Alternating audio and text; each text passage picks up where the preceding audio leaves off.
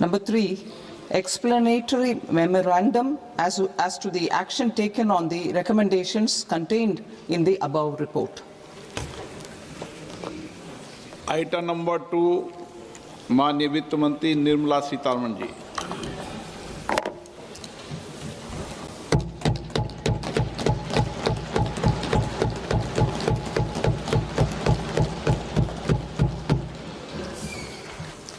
Honorable Speaker, sir, on the sacred occasion of Magh Purnima and the birth anniversary of Guru Ravidas, I present the budget for the year 2026-2027. Since we assumed office 12 years ago, India's economic trajectory has been marked by stability, fiscal discipline, sustained growth, and moderate inflation. This is the result of conscious choices we have made, even in times heightened uncertainty and disruption. Our government, led by Honorable Prime Minister Modi, has decisively and consistently chosen action over ambivalence, reform over rhetoric, and people over populism. We have pursued far-reaching structural reforms, fiscal prudence and monetary stability, whilst maintaining a strong thrust on public investment. Keeping Atmanirbharta as a lodestar, we have built domestic manufacturing capacity, energy security, and reduced critical import dependencies. Simultaneously, we have ensured that citizens benefit from every action of the government, undertaking reforms to support employment generation, agricultural productivity, household purchasing power, and universal services to people. These measures have delivered a high growth rate of around 7% and helped us make substantial strides in poverty reduction and improvement in the lives of our people. Today, we face an external environment in which trade and multilateralism are imperiled and access to resources and supply chains are disrupted. New technologies are transforming production systems while sharply increasing demands on water, energy, and critical minerals. India will continue to take confident steps towards Vikasit Bharat, balancing ambition with inclusion. As a growing economy with expanding trade and capital needs, India must also remain deeply integrated with global markets, exporting more and attracting stable long-term investment. As I begin Part A, I want to express my gratitude to the people for standing firmly with us as we forge our way together towards becoming one of the largest economies of the world.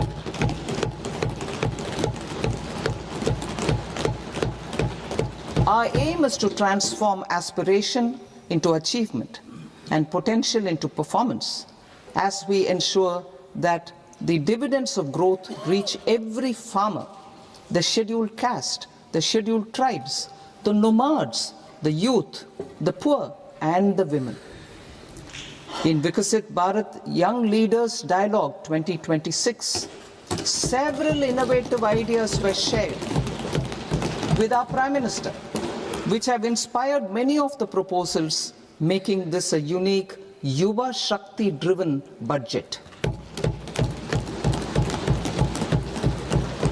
Our government's sankalp is to focus on our poor, underprivileged, and the disadvantaged. To deliver on this sankalp, and given that this is the first budget prepared in Kartavya Bhavan, we are inspired by 3 Kartavya. Our first Kartavya is to accelerate and sustain economic growth by enhancing productivity and competitiveness and building resilience to volatile global dynamics. Our second Kartavya is to fulfill aspirations of our people and build their capacity, making them strong partners in India's path to prosperity. Our third kartavya, aligned with our vision of Sabka Saath, Sabka Vikas, is to ensure that every family, community, region, and sector has access to resources, amenities, and opportunities for meaningful participation. This threefold approach requires a supportive ecosystem. The first requirement is to sustain the momentum of structural reforms, continuous, adaptive, and forward-looking.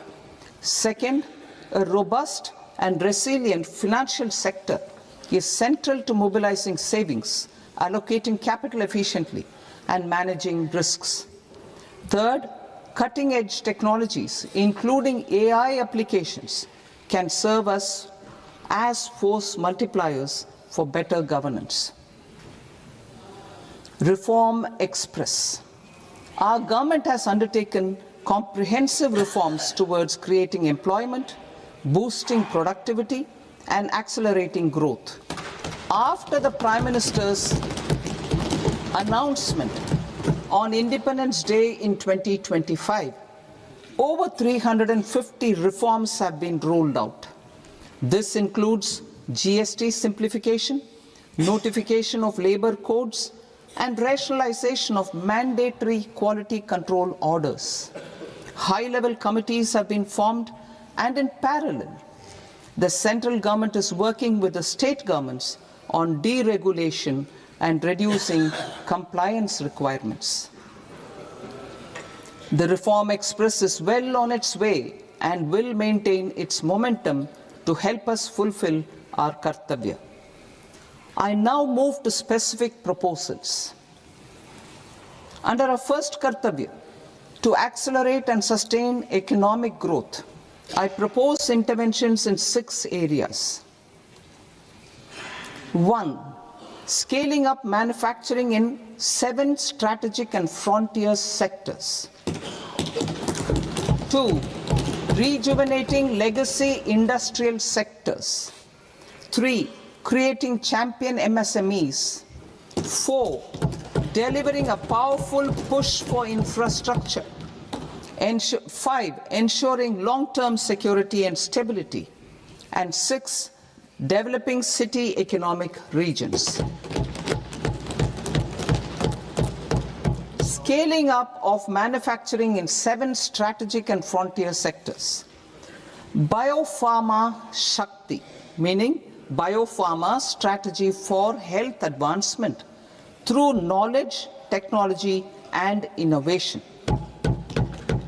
India's disease burden is observed to be shifting towards non-communicable diseases like diabetes, cancer, and autoimmune disorders. Biologic medicines are key to longevity and quality of life at affordable costs. To develop India as a global biopharma manufacturing hub,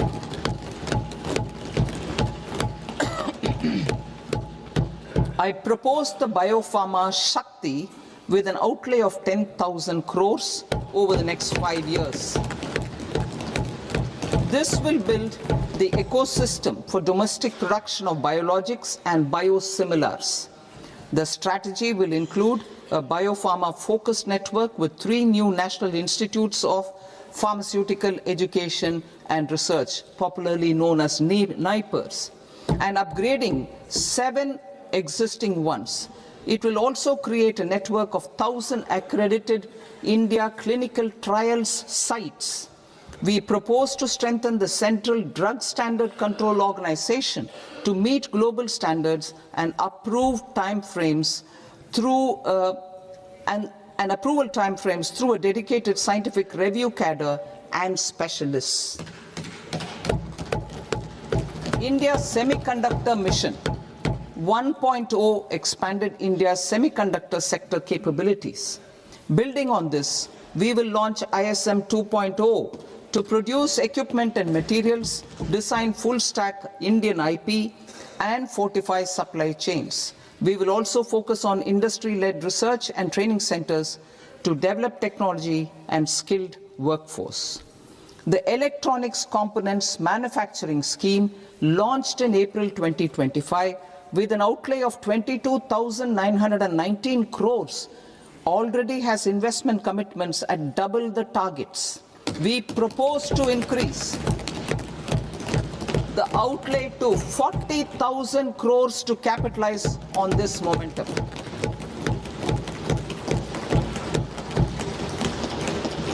A scheme for rare earth permanent magnets was launched in 2025 November.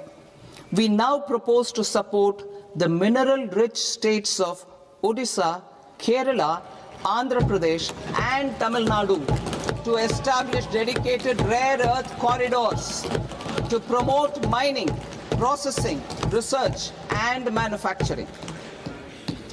To enhance domestic chemical production and reduce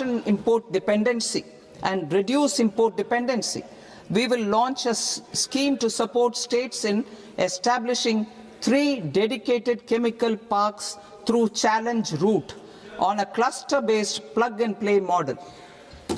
Strong capital goods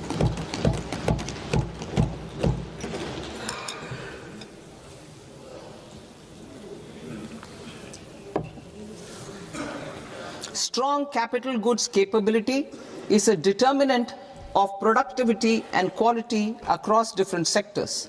Towards building this capacity, I propose the following.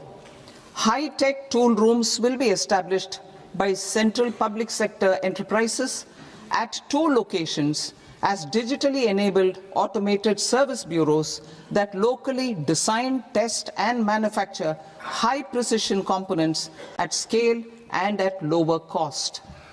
2. A scheme for enhancement of construction and infrastructure equipments will be introduced to strengthen domestic manufacturing of high value and technologically advanced CIE. This can range from lifts in a multi-storied apartment or firefighting equipment in multiplexes, large or small, and to tunnel boring equipments for building metros and high-altitude roads.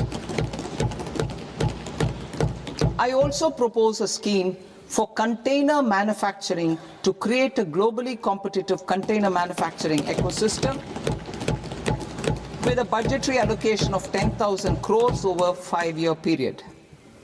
For the labor-intensive textile sector, I propose an integrated program with 5 subparts.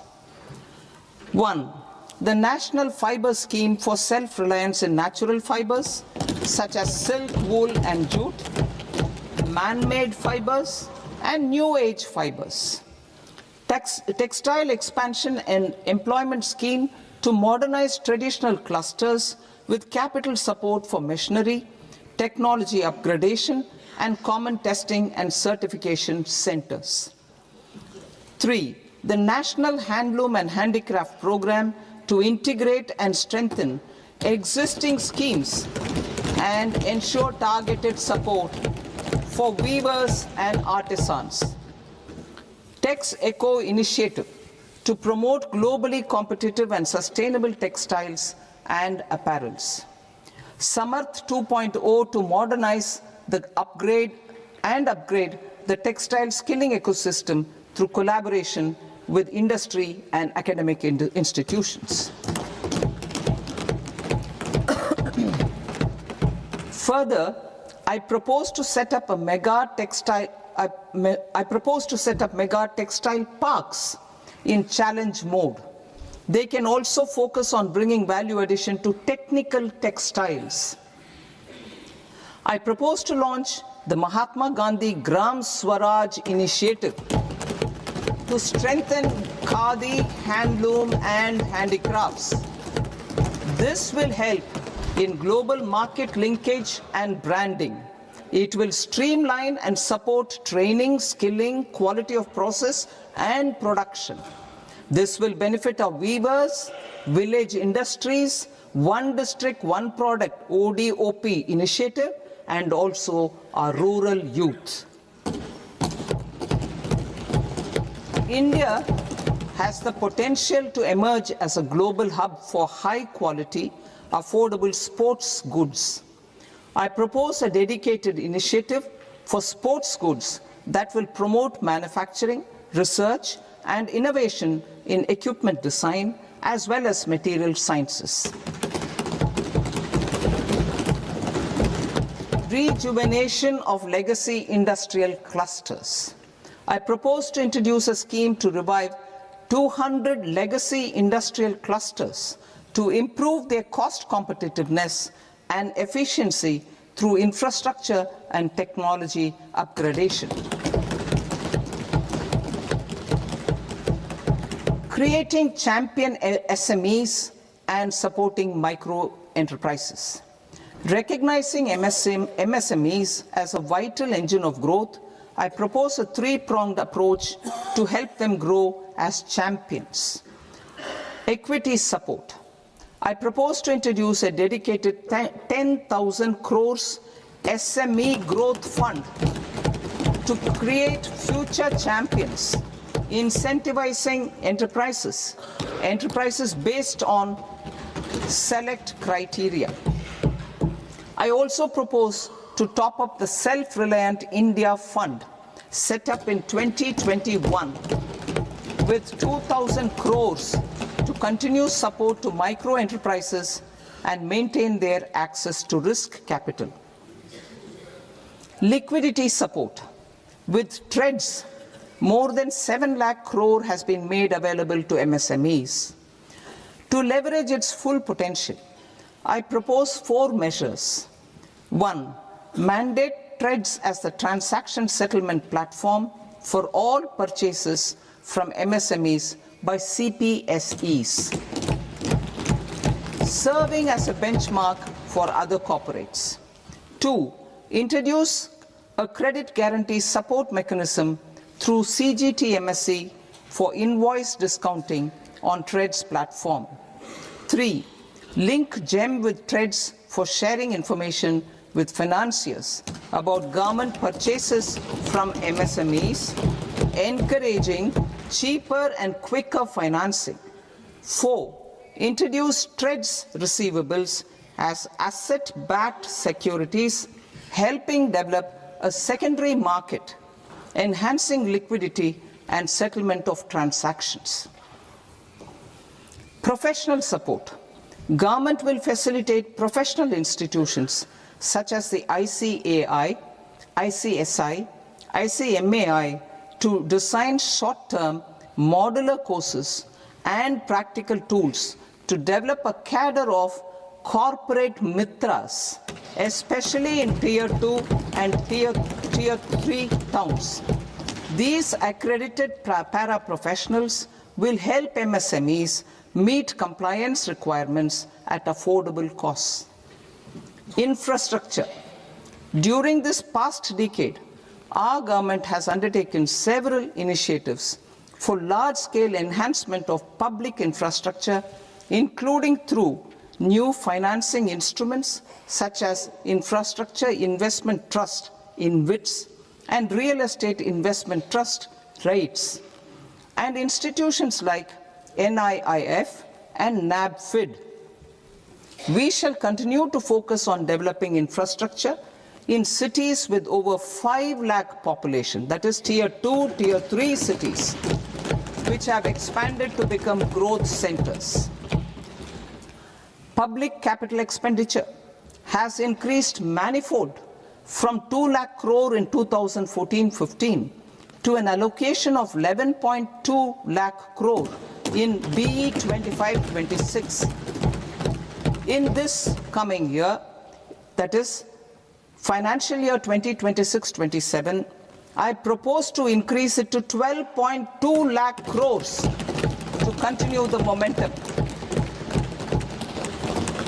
To strengthen the confidence of private developers regarding risks during infrastructure development and construction phase, I propose to set up an infrastructure risk guarantee fund to provide prudentially calibrated partial credit guarantee to lenders. Over the years, rights have emerged as a successful instrument for asset monetization. I propose to accelerate recycling of significant real estate assets of the CPSEs through the setting up of dedicated rights.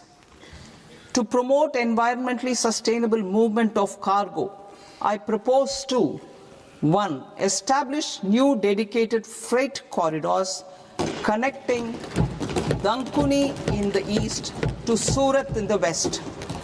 Operationalize 20 new national waterways over the next 5 years. Starting with National Waterways 5 in Orissa to connect mineral-rich areas of Talcher and Angul and industrial centers like Kalinga Nagar to the ports of Paradeep and Dhamra. Training institutes will be set up as regional centers of excellence for development of required manpower for these waterways. This will benefit youth in the entire stretch of the waterways to train and acquire skills. Further, a ship repair ecosystem catering to inland waterways will also be set up at Varanasi and Patna. And C, launch a coastal cargo promotion scheme for incentivizing a modal shift from rail to road to increase the share of inland waterways and coastal shipping from 6% to 12% by 2047. To enhance last mile and remote connectivity and promote tourism, I propose to give incentives to indigenize manufacturing of seaplanes. A seaplane VGF scheme will be also introduced to provide support for operations. Carbon capture, utilization and storage. Aligning with the roadmap launched in December 2025, the carbon capture, utilization and storage technologies at scale will achieve higher readiness and in end-use application across 5 industrial sectors, including power, steel, cement, refineries, and chemicals. An outlay of 20,000 crore is proposed over the next 5 years for this purpose. City economic regions. Cities are India's engines of growth, innovation, and opportunities. We shall now focus on Tier 2, Tier 3 cities, and even temple towns, which need modern infrastructure and basic amenities. This budget aims to further amplify the potential of cities to deliver the economic power of agglomerations by mapping city economic regions based on their specific growth drivers. An allocation of 5,000 crore per CER over 5 years is proposed for implementing their plans through a challenge mode with a reform-cum-result-based financing mechanism.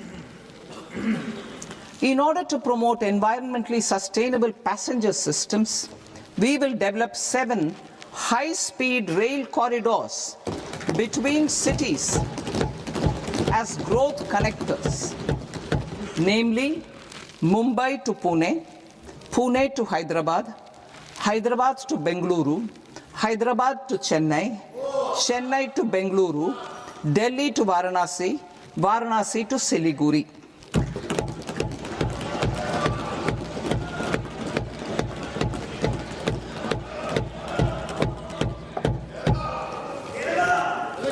Financial sector.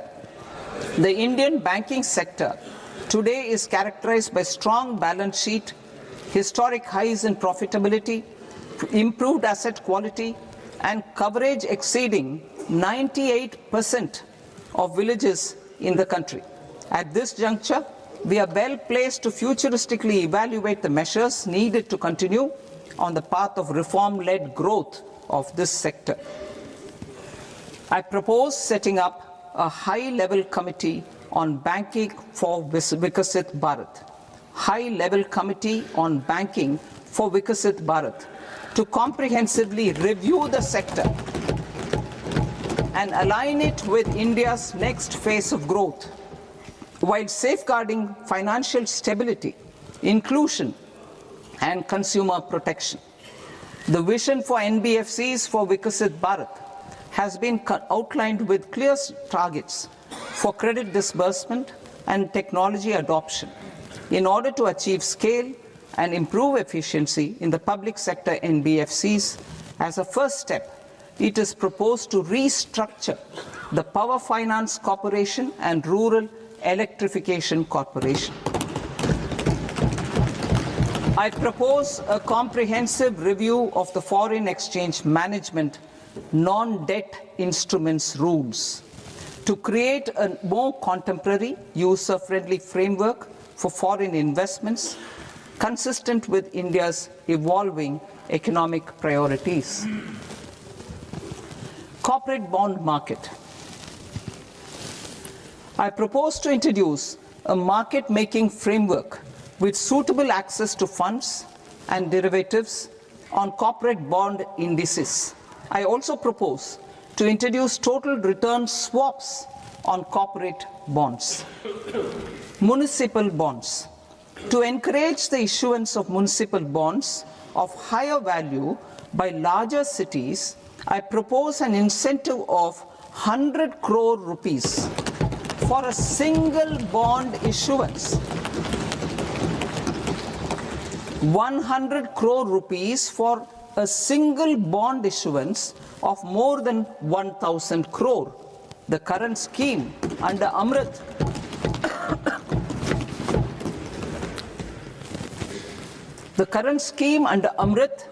which incentivizes issuances up to 200 crores only, will also continue to support smaller and medium towns. That will also continue to support the smaller and medium towns. Ease of doing business. Individual persons resident outside India, PROI, will be permitted to invest in equity instruments of listed Indian companies through the portfolio investment scheme.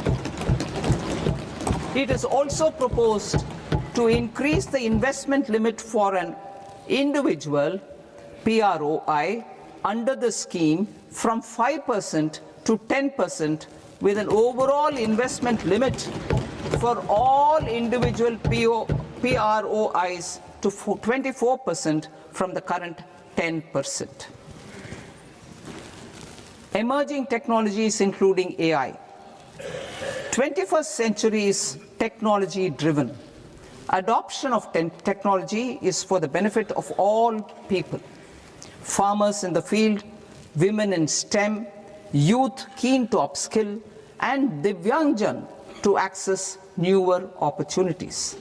The government has taken several steps to support new technologies through AI Mission, National Quantum Mission, Anusandhan National Research Fund, and Research and Development and Innovation Fund. Our second kartavya is to fulfill aspirations and build capacities. Close to 25 crore individuals have come out of multi-dimensional poverty through a decade of our government's sustained and reform-oriented efforts.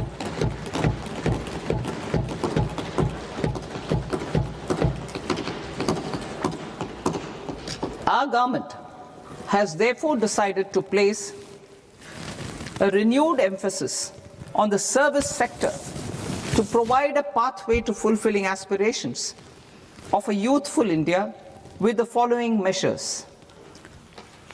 I propose to set up a high-powered education to employment and enterprises standing committee to recommend measures that focus on services sector as a core driver of Vikasit Bharat.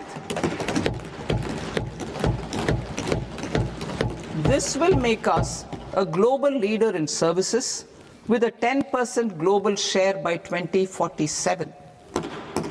The committee will prioritize areas to optimize the potential for growth, employment, and exports.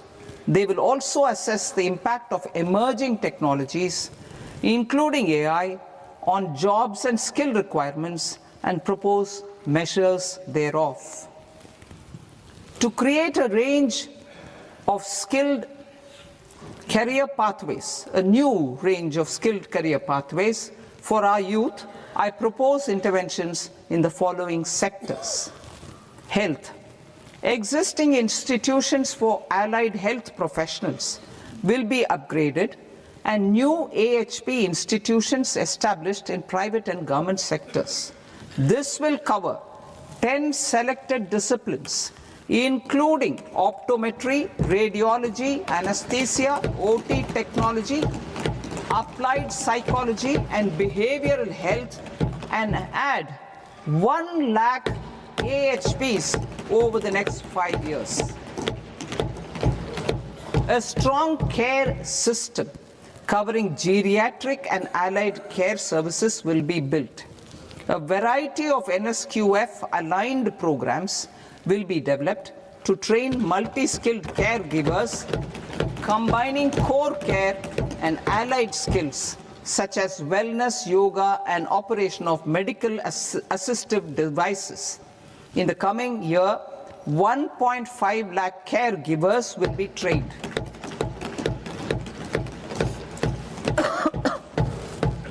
Hubs for medical value tourism. To promote India as a hub for medical tourism services, I propose to launch a scheme to support states in establishing 5 regional medical hubs in partnership with the private sector. These hubs will serve as integrated healthcare complexes that combine medical, educational, and research facilities. They will have Ayush centers, medical value tourism facilitation centers, and infrastructure for diagnostics, post-care, and rehabilitation. These hubs will provide diverse opportunities, job opportunities for health professionals, including doctors and AHPs. Ancient Indian yoga, already respected in several parts of the world, was given a mass global recognition when Honorable Prime Minister took it to the UN. Post-COVID, Ayurveda gained a similar global acceptance and recognition. Exporting quality Ayurveda products helps farmers who grow the herbs and youth who process the products. To meet growing global demand, a few more steps are being taken. I propose to 1. Set up 3 new All India Institutes of Ayurveda. 2. Upgrade Ayush pharmacies and drug testing labs for higher standards of certification ecosystem and make available more skilled personnel. 3. Upgrade the WHO Global Traditional Medicine Center in Jamnagar to bolster evidence-based research, training, and awareness for traditional medicine. Animal husbandry. Livestock contributes to close to 16% of farm income, including of poor and marginal households. To scale up availability of veterinary professionals by more than 20,000, I propose to roll out a loan-linked capital subsidy support scheme for establishment of veterinary and para-veterinary colleges, veterinary hospitals, diagnostic laboratories, and breeding facilities in private sector. Collaboration between Indian and foreign institutions will also be facilitated. Orange economy. India's animation, visual effects, gaming and comics sector, AVGC sector, is a growing industry projected to require 2 million professionals by 2030. I propose to support the Indian Institute of Creative Technologies, Mumbai, in setting up AVGC content creator labs in 15,000 secondary schools all over the country and 500 colleges. The Indian design industry is expanding rapidly, and yet there is a shortage of Indian designers. I propose to establish, through Challenge Route, a new National Institute of Design to boost design education and development in the eastern region of India. Education. Our government will support states through Challenge Route in creating 5 university townships in the vicinity of major industrial and logistics corridors. These planned academic zones will host multiple universities, colleges, and research institutions, skill centers, and residential complexes. In higher education, STEM institutions, prolonged hours of study and laboratory work pose some challenges for girl students. Through VGF, Viability Gap Funding, and capital support, one girls' hostel will be established in every district.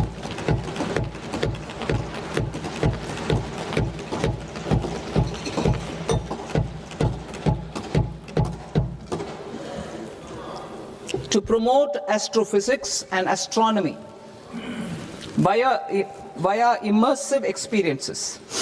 4 telescope infrastructure facilities will be set up or upgraded. The National Large Solar Telescope, the National Large Optical Infrared Telescope, the Himalayan Chandra Telescope, and the Cosmos 2 Planetarium. Tourism. The tourism sector has the potential to play a large role in the employment generation, forex earnings, and expanding the local economy. I propose to set up a National Institute of Hospitality by upgrading the existing National Council for Hotel Management and Catering Technology. It will function as a bridge between academia, industry, and government. I also propose a pilot scheme for upskilling 10,000 guides in 20 iconic tourist sites through a standardized, high-quality, 12-week training course in hybrid mode in collaboration with the Indian Institute of Management.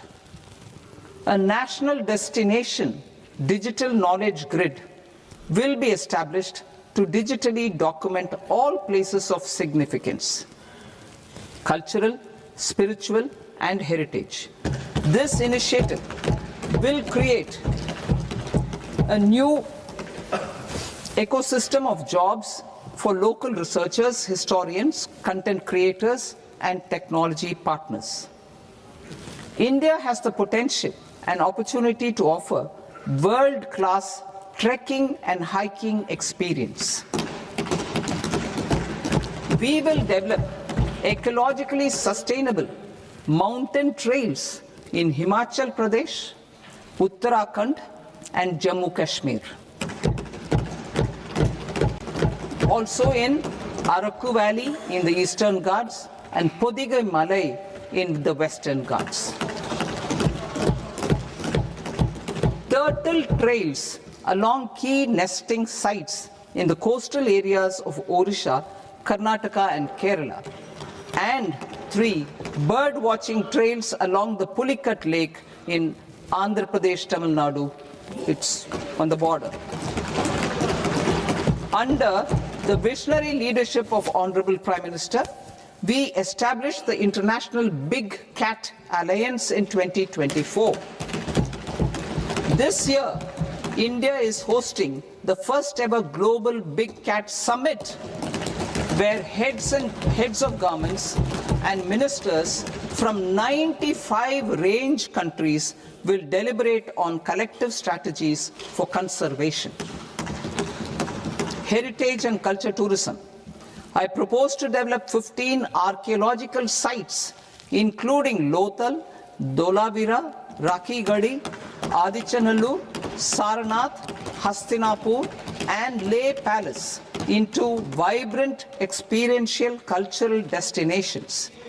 Excavated landscapes will be open to the public through curated walkways.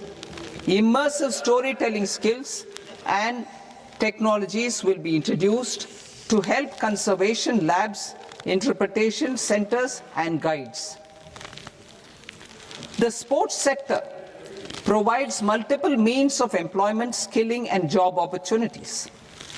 Taking forward the systematic nurturing of sports talent which is set in motion through the Khelo India program earlier, I propose to launch a Khelo India mission to transform the sports sector over the next decade.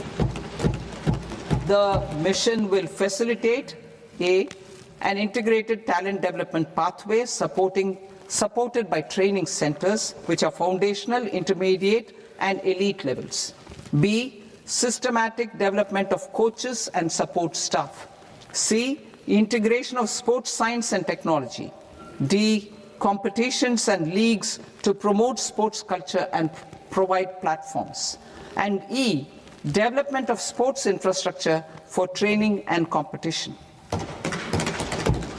Our third Kartavya aligns with our vision of Sabka Saath, Sabka Vikas towards Vikasit Bharat.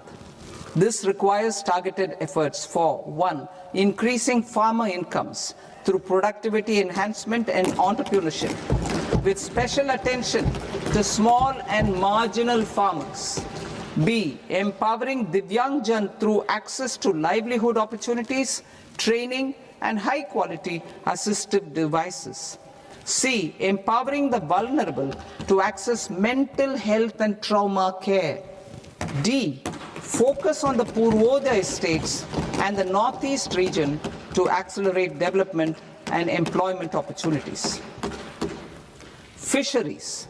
We will undertake initiatives for integrated development of 500 reservoirs and Amrit Sarovars. 2. Strengthen the fisheries value chain in coastal areas and enable market linkages involving startups and women-led groups together with fish farmer producer organizations. Animal husbandry. To provide quality employment opportunities in rural and peri-urban areas, we will support the animal husbandry sector in entrepreneurship development through A. A credit-linked subsidy program. B. Scaling up and modernization of livestock enterprises. C. Enhanced creation of livestock, dairy, and poultry. Enhanced creation of livestock, dairy, and poultry-focused integrated value chains. And D. Encourage creation of livestock farmer-producer organizations. High-value agriculture. To diversify farm outputs, increase productivity, enhance farmers' incomes, and create new employment opportunities, we will support high-value crops such as coconut, sandalwood, cocoa, cashew in the coastal areas, agar trees in Northeast, and nuts such as almonds, walnuts, and pine nuts in our hilly regions. These, all of them, will be supported. India is the world's largest producer of coconuts. About 30 million people, including nearly 10 million farmers, depend on coconuts for their livelihood. To further enhance competitiveness in coconut production, I propose a coconut promotion scheme to increase production and enhance productivity through various interventions, including replacing and non-productive trees with new saplings or plants or varieties in major coconut growing states. A dedicated program is proposed for Indian cashew and cocoa to make India self-reliant in raw cashew and coconut production and processing, enhance export competitiveness, and transform Indian cashew and Indian cocoa into premium global brands by 2030. Sandalwood. Sandalwood is closely linked to India's social and cultural heritage. Our government will partner with state governments to promote focused cultivation and post-harvest processing to restore the glory of the Indian sandalwood ecosystem, to rejuvenate old, low-yielding orchards, and expand high-density cultivation of walnuts, almonds, and pine nuts. We will support a dedicated program to enhance farmer incomes and in bringing value addition by engaging youth. Bharat Vistar, that is virtually integrated system to access agricultural resources. I propose to launch Bharat Vistar, a multilingual AI tool that shall integrate the AgriStack portals and the ICAR package on agricultural practices with AI systems. This will enhance farm productivity, enable better decisions for farmers, and reduce risk by providing customized advisory support. She Marts for rural women-led enterprises. Building on the success of Lakpati Didi program, I propose to help women take the next step from credit-linked livelihoods to being owners of enterprises. Self-help entrepreneur, She Marts will be set up as community-owned retail outlets within the cluster-level federations through enhanced and innovative financing instruments. Empowering Divyangjan. Divyangjan Kaushal Yojana. Information technology, AVGC sectors, hospitality and food and beverages sectors often offer task-oriented and process-driven roles which are suitable for Divyangjan. We will ensure dignified livelihood opportunities through industry-relevant and customized training specific to each Divyangjan group. Divyang Sahara Yojana. Timely access to high-quality assistive devices for all eligible Divyangjan is a fundamental need. I propose to 1. Support the Artificial Limbs Manufacturing Corporation of India, Alimco, to set up and to scale up production of assistive devices, invest in R&D and AI integration, strengthen PM Divyasha Kendras, and support setting up of assistive technology marts as modern retail style centers where Divyangjan and senior citizens can see, try and purchase assistive products. Reaffirming our commitment to mental health and trauma care. There are no national institutes for mental health care in North India. We will therefore set up a NIMHANS 2 and also upgrade national mental health institutes in Ranchi and in Tezpur as regional apex institutions. Emergencies expose families, particularly the poor and vulnerable, to unexpected expenditure. We will strengthen and increase these capacities by 50% in district hospitals by establishing emergency and trauma care centers. Focus on Purvodaya states and northeastern regions. Purvodaya. I propose the development of an integrated East Coast industrial corridor with a well-connected node at Durgapur, creation of 5 tourism destinations in 5 Purvodaya states, and the provision of 4,000 e-buses. Buddhist sites in northeastern region. The northeastern region is a civilizational confluence of Theravada and Mahayana or Vajrayana traditions. I propose to launch a scheme for development of Buddhist circuits in Arunachal Pradesh, Sikkim, Assam, Manipur, Mizoram and Tripura.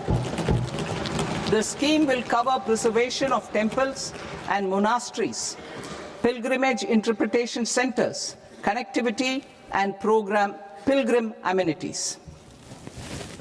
16th Finance Commission. On 17th November 2025, the 16th Finance Commission submitted its report to the President. As mandated under Article 281 of the Constitution, the government is to lay the report along with the explanatory memorandum on the action taken report on the recommendations of the Commission in Parliament, which, Sir, Honourable Speaker, you've allowed me to do at the commencement of the session. The government has accepted the recommendation of the Commission to retain the vertical share of devolution at 41%. As recommended by the Commission, I have provided 1.4 lakh crores of rupees to the states for the year 2026-2027 as Finance Commission grants. These include rural and urban local body and disaster management grants. Fiscal consolidation. Government has been delivering on our fiscal commitments consistently without compromising on social needs. To strive towards accepted standards of fiscal management in Budget 25-26, I had indicated that the central government would target reaching a debt to GDP ratio of 50 plus or minus 1% by 2030-31. In line with this, the debt to GDP ratio is estimated to be 55.6% of GDP in BE 26-27, compared to 56.1% of GDP in RE 25-26.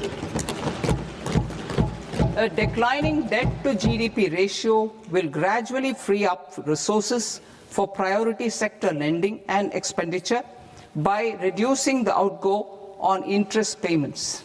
One of the main operational instruments for debt targeting is the fiscal deficit. I am happy to inform this august House that I fulfilled my commitment made in 2021-2022 to reduce fiscal deficit below 4.5% of GDP by 25-26. In RE 25-26, the fiscal deficit has been estimated at par with BE of 2025-26 at 4.4% of GDP. In line with the new fiscal prudence path of debt consolidation, the fiscal deficit in BE 26-27 is estimated to be 4.3% of the GDP.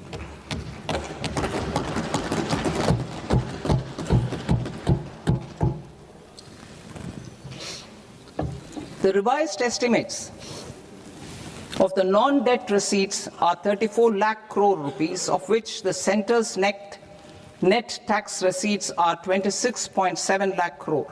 The revised estimate of the total expenditure is 49.6 lakh crore rupees, of which the capital expenditure is about 11 lakh crores. Budget estimates 2026 to 2027. Coming to 26-27, the non-debt receipts and the total expenditure are estimated as 36.5 lakh crore and 53.5 lakh crore respectively. The centre's net tax receipts are estimated at 28.7 lakh crore rupees. To finance the fiscal deficit, the net market borrowings from dated securities are estimated at 11.7 lakh crore rupees. The balance financing is expected to come from small savings and other sources. The gross market borrowings are estimated at 17.2 lakh crore rupees. I'll now move to Part B. Part B, direct taxes.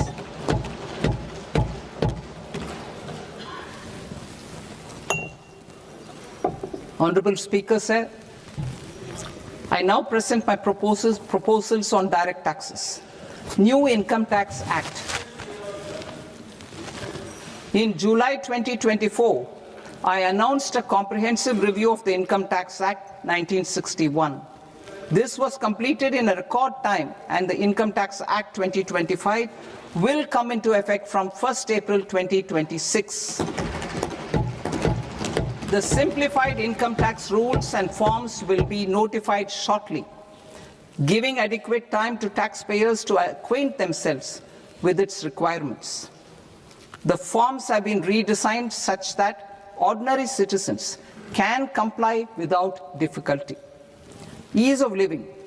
I propose that any interest awarded by the Motor Accident Claims Tribunal to a natural person will be exempt from income tax, and any TDS on this account will be done away with. I propose to reduce TCS rate on the sale of overseas tour program package from the current 5% and 20% to 2% without any stipulation of amount. I propose to reduce TCS rate for pursuing education and for medical purposes under the Liberalized Remittance Scheme, popularly known as LRS, from 5% to 2%. Supply of manpower services is proposed to be specifically brought within the ambit of payment to contractors for the purpose of TDS to avoid ambiguity. Thus, TDS on these services will be at the rate of either 1% or 2% only. I propose a scheme for small taxpayers, wherein a rule-based automated process will enable obtaining a lower or nil deduction certificate instead of filing an application with the assessing officer. For the ease of taxpayer holding securities in multiple companies, I propose to enable depositories to accept Form 15G or Form 15H from the investor and provide it directly to various relevant companies. I propose to extend time available for revising returns from 31st December to up to 31st March with the payment of a nominal fee. I also propose to stagger the timeline for filing of tax returns. Individuals with ITR 1 and ITR 2 returns will continue to file till 31st July, and non-audit business cases or trusts are proposed to be allowed time till 31st August. TDS on sale of immovable property by a non-resident is proposed to be deducted and deposited through resident buyers and his or her PAN-based challan instead of requiring a TAN, which is a temporary accounting number. To address practical issues of small taxpayers like students, young professionals, tech employees, relocated NRIs, and such others, I propose to introduce a one-time 6-month foreign asset disclosure scheme for these taxpayers to disclose income or assets below a certain size. This scheme would be applicable for two categories of taxpayers, namely A, who did not disclose their overseas income or assets, and B, who disclosed their overseas income and or paid due tax but could not declare the asset acquired. For category A, the limit of undisclosed income or asset is proposed to be up to 1 crore rupees. They need to pay 30% of fair market value of asset or 30% of undisclosed income as tax and 30% as additional income tax in lieu of penalty, and would thereby get immunity from prosecution. For category B, asset value is proposed to be up to 5 crore rupees. Here, immunity from both penalty and prosecution will be available with a payment of fee of 1 lakh rupees. Rationalizing penalty and prosecution. Multiplicity of proceedings are hindrance to the ease of doing business. I propose to integrate assessment and penalty proceedings by way of a common order for both. There will be no interest liability on the taxpayer on the penalty amount for the period of appeal before the first appellate authority, irrespective of the outcome of appeal process. Further, quantum of prepayment is being reduced from 20% to 10% and will continue to be calculated only on core tax demand.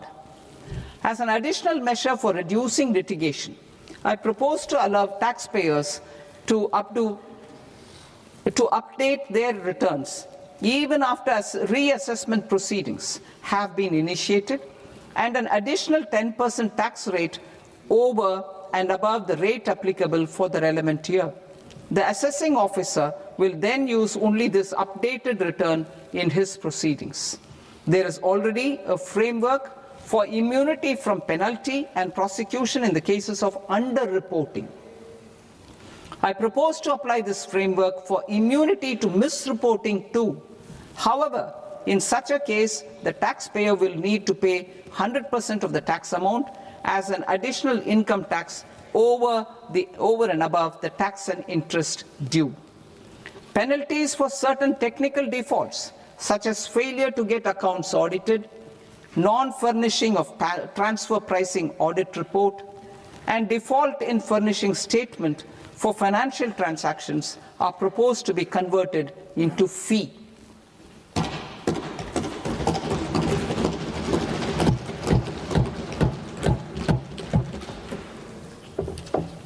I propose to rationalize prosecution framework under Income Tax Act while maintaining a careful balance for deterrence in some serious offence. Non-production of books of account and documents and requirement of TDS payment where payment is made in kind are being decriminalized. Further, minor offences will attract fine only. The remaining prosecutions will be graded commensurate with the quantum of offence.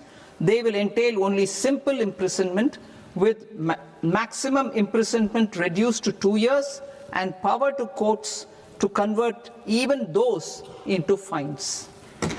There is no penalty. There is no penalty presently for non-disclosure of non-immovable foreign assets with aggregate value less than 20 lakh rupees. I propose to also provide them with immunity from prosecution with retrospective effect from 1/10/2024.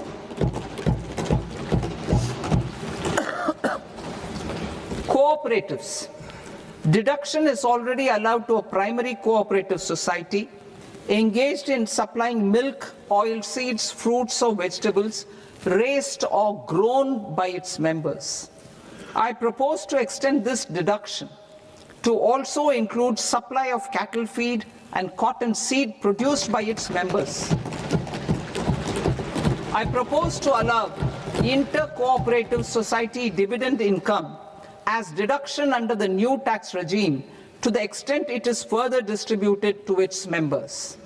I further propose to allow exemption for a period of 3 years to dividend income received by a notified national cooperative federation on their investments made in companies up to 31/1/2026.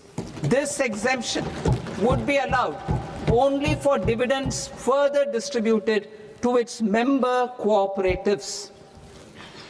Supporting IT sector as India's growth engine. India is a global leader in software development services, IT-enabled services, knowledge process outsourcing services, and contract R&D services relating to software development. These businesses and their segments are quite interconnected with each other. All these services are proposed to be clubbed under a single category of information technology services with a common safe harbor margin of 15.5% applicable to all. The threshold for availing safe harbor for IT services is being enhanced substantially from 300 crore rupees to 2,000 crore rupees. Safe harbor for IT services shall be approved by an automated rule-driven process without any need for tax officer to examine and accept the application. Once applied by an IT services company, the same safe harbor can be continued for a period of 5 years at a stretch at its choice.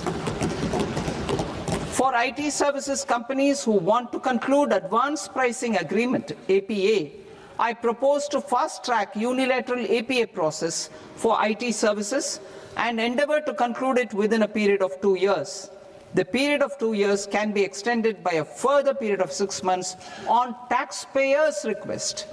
I propose to extend the facility of modified returns available to the entity entering APA to its associated entities also. Attracting global business and investment. Recognizing the need to enable critical infrastructure and boost investment in data centers, I propose to provide tax holiday till 2047 to any foreign company that provides cloud services to customers globally by using data center services from India. It will, however, need to provide services to Indian customers through an Indian reseller entity. I also propose to provide a safe harbor of 15% on cost in case the company providing data center services from India is a related entity. To harness the efficiency of just-in-time logistics for electronic manufacturing, I propose to provide safe harbor to non-residents for component warehousing in a bonded warehouse at a profit margin of 2% of the invoice value. The resultant tax of about 0.7% will be much lower than in competing jurisdictions. To provide fillip to toll manufacturing in India, I propose to provide exemption from income tax for 5 years to any non-resident who provides capital goods, equipment, or tooling to any toll manufacturer in a bonded zone. To encourage vast pool of global talent to work in India for a longer period of time, I propose to provide exemption to global, non-India sourced income of a non-resident expert for a stay period of 5 years under notified schemes. I propose to provide exemption from minimum alternate tax, the MAT, to all non-residents who pay tax on presumptive basis. Tax administration. I propose to constitute a joint committee of Ministry of Corporate Affairs and Central Board of Direct Taxes for incorporating the requirements of income computation and disclosure standards, the ICDS, in the Indian Accounting Standards, IND AS itself. Separate accounting requirement based on ICDS will be done away with from the tax year 27-28. To support Prime Minister Modi's vision of homegrown accounting and advisory firms to become global leaders, I propose to rationalize the definition of accountant for the purposes of safe harbor rules. Other tax proposals. Change in taxation of buyback was brought in to address the improper use of buyback route by promoters. In the interest of minority shareholders, I propose to tax buyback for all types of shareholders as capital gains. However, to disincentivize misuse of tax arbitrage, promoters will pay an additional buyback tax. This will make effective tax 22% for corporate promoters. For non-corporate promoters, the effective tax will be 30%. TCS rate for sellers of specific goods, namely alcoholic liquor, scrap, and minerals, will be rationalized to 2%, and that on tendu leaves. will be reduced from 5% to 2%. I propose to raise the STT on futures to 0.05% from the present 0.02%. STT on options premium and exercise of options are both proposed to be raised to 0.15% from the present rate of 0.1% and 0.125% respectively. We reformed the taxation landscape for corporates in 2019 by providing them a simplified regime with lower tax rate so that they could productively focus on business rather than on claim of deductions and exemptions. To encourage companies to shift to the new regime, set-off of brought forward MAT credit, minimum alternate tax credit, is proposed to be allowed to companies only in the new regime. Set-off using available MAT credit is proposed to be allowed to an extent of 1/4 of the tax liability in the new regime. MAT is proposed to be made final tax, so there will be no further credit accumulation from 1st April 2026. In line with this change, the rate of final tax is being reduced to 14% from the current MAT rate of 15%. The brought forward MAT credit of taxpayers accumulated till 30th March 2026 will continue to be available to them for set-off as above. Indirect taxes. I shall now take up proposals related to indirect taxes. My proposals for customs and central excise aim to further simplify the tariff structure, support domestic manufacturing, promote export competitiveness, and correct inversion in duty. To continue weeding out long continuing customs duty exemptions, I propose to remove certain exemptions on items which are being manufactured in India or where the imports are negligible. Similarly, to further simplify the process of ascertaining the rate of duty applicable on a particular item, I propose to incorporate certain effective rates in various customs notifications to the tariff schedule itself. I shall now take up sector-specific proposals. Promotion of exports of marine, leather, and textile products.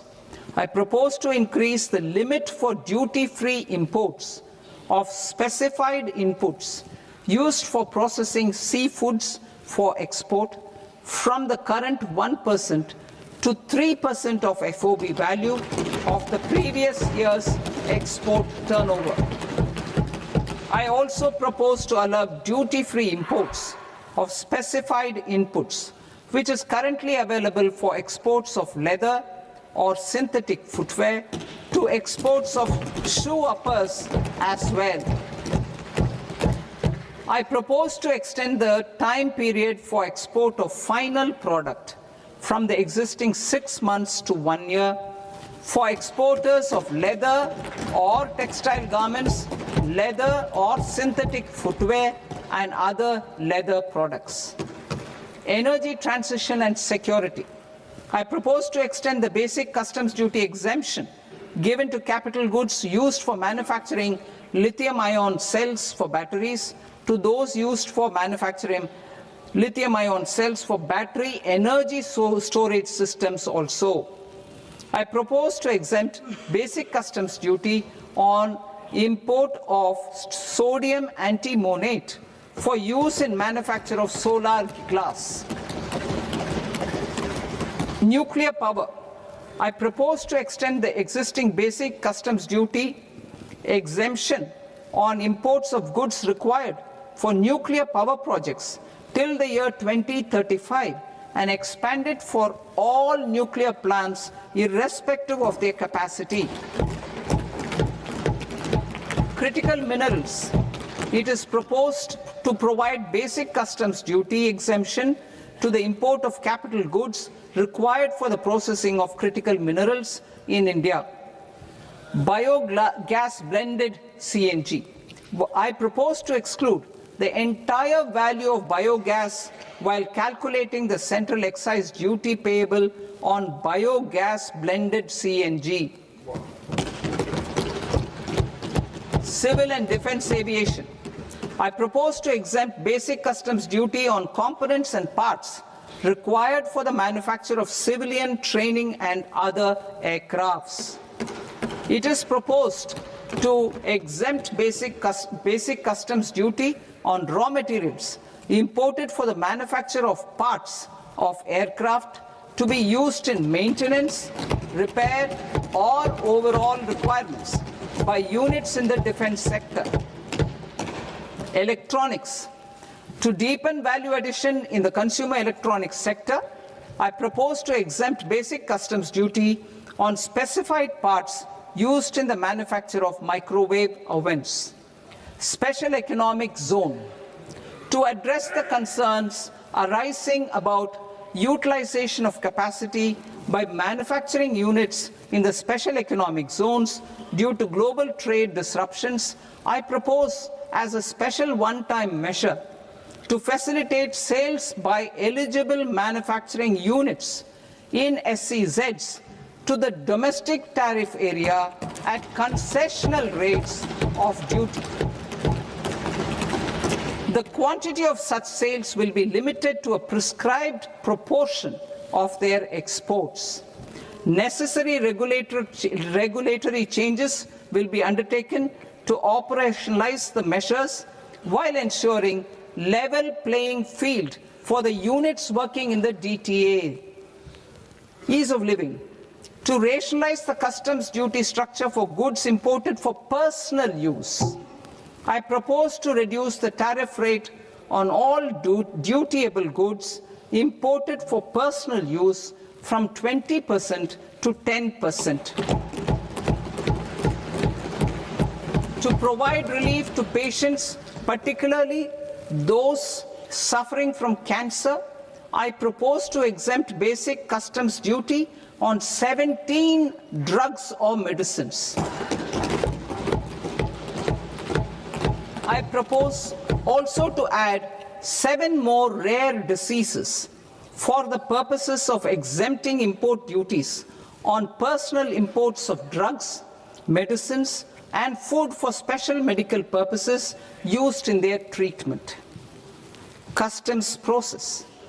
India's role and share in the global trade is poised for a major leap in line with our ambition and journey towards Vikasit Bharat.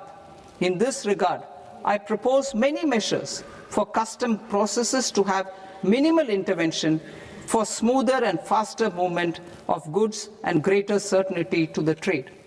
Trust-based systems. I propose to enhance duty deferral period for Tier 2 and Tier 3 authorized economic operators, known as AEOs, from 15 days to 30 days. I propose to provide eligible manufacturer importers the same duty deferral facility. This should encourage them to get themselves accredited as a full-fledged Tier 3 AEO in due course. To provide greater certainty and for better business planning, I propose to extend validity period of advance ruling binding on customs from the present 3 years to 5 years. In the spirit of the whole of government approach,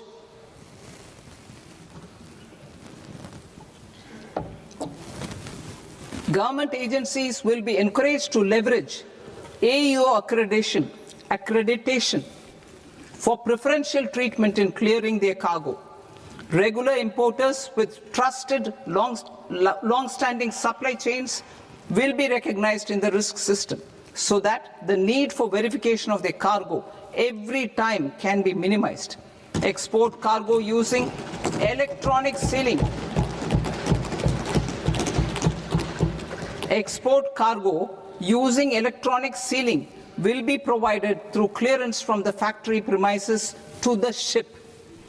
For import of goods not needing any compliance, filing of bill of entry by a trusted importer and arrival of goods will automatically notify customs for completing their clearance formalities. This will enable goods to be released immediately on arrival.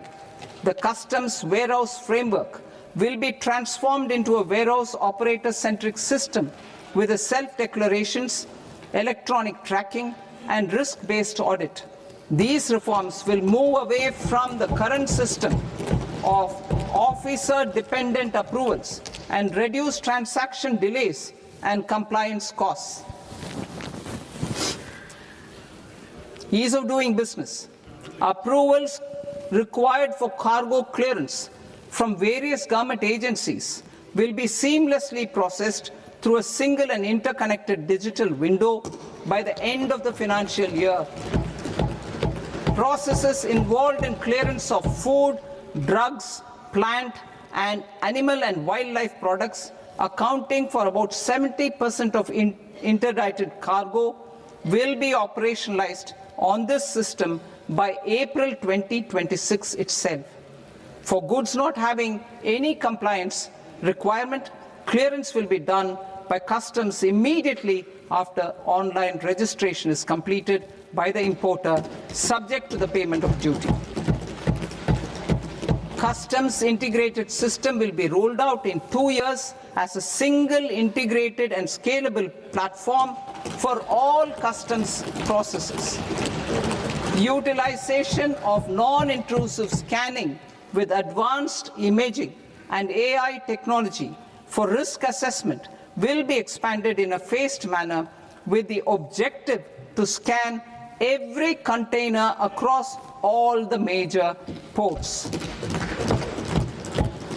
New export opportunities to support Indian fishermen to fully harness the economic value of marine resources beyond our territorial waters. The following measures will be taken. A. Fish catch by an Indian fishing vessel in exclusive economic zone or on the high seas will be made free of duty. Landing of such fish on foreign port will be treated as export of goods. Safeguards will be put in place to prevent misuse during fish catch, transit, or transshipment. To support aspirations of India's small businesses, artisans, and startups to access global markets through e-commerce, I am pleased to announce complete removal of the current value cap of 10 lakh rupees per consignment on courier exports. In addition, handling of rejected and returned consignments will be improved with effective use of technology for identifying such consignments.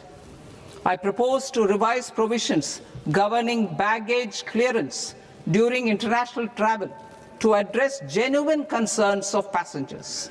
The revised rules will enhance duty-free allowances in line with the present-day travel realities and provide clarity in temporary carriage of goods brought in or taken out.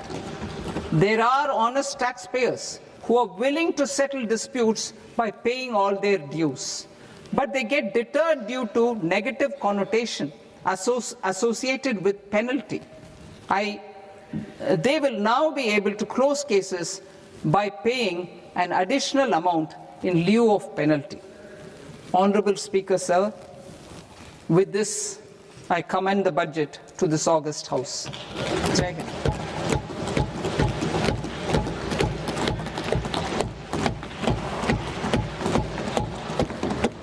One and a half hours. Item number 3, माननीय वित्त मंत्री जी.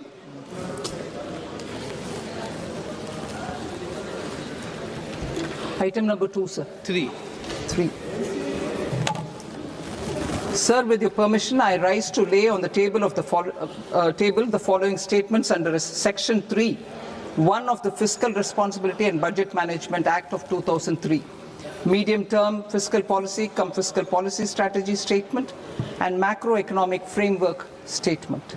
Item number 4, माननीय वित्त मंत्री जी. Sir, with your permission, I move for leave to introduce the Finance Bill 2026.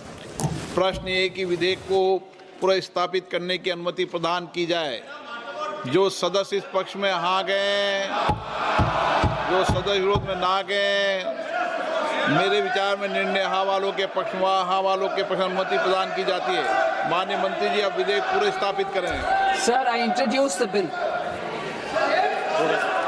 माननीय सदस्यगण, आपको सूचित किया जाता है कि माननीय मुख्यमंत्री जी के बजट भाषण की कॉपी पब्लिकेशन काउंटर पर ली जाती है। बजट भाषण और बजट से संबंधित दस्तावेज आपके मोबाइल फोन और मेंबर पोर्टल्स पर ही उपलब्ध है। सभा की कार्रवाई कल सोमवार दिनांक 2 फरवरी 2026 को प्राप्त 11 बजे तक के लिए स्थगित की जाती है।